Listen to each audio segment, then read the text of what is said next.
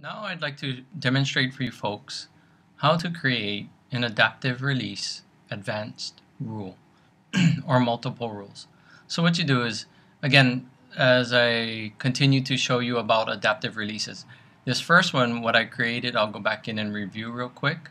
I did a regular adaptive release, and this was based on a few components or content item. So one was a date. I chose a date and a time that it would be open.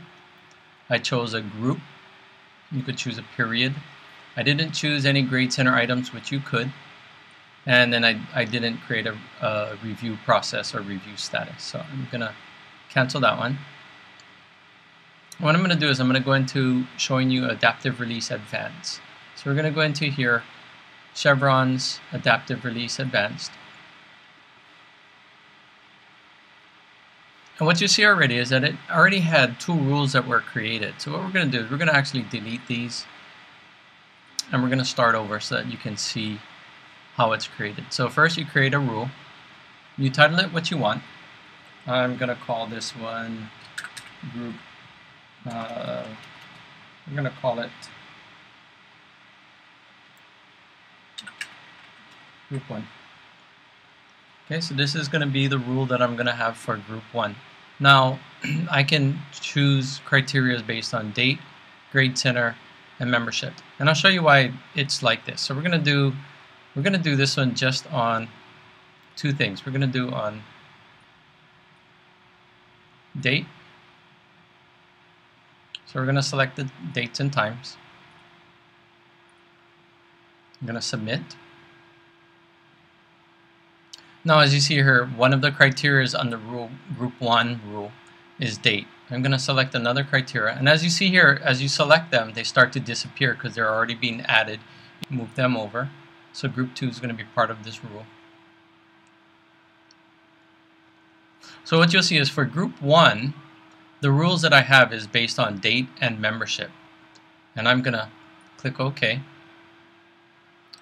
And as you see here, for group 1, I have date and membership rules that will apply to that group. Now I can create another rule. Now this is where, for those of you with different classes, I could say group 2 now. So this is going to be part of group 2's rule. And what I could do is change the date. I could make it another date. I could make it the next day. Your times and dates to launch certain items such as a test. Then I'm going to go by membership. I'm going to go with group 3 or adaptive group 3.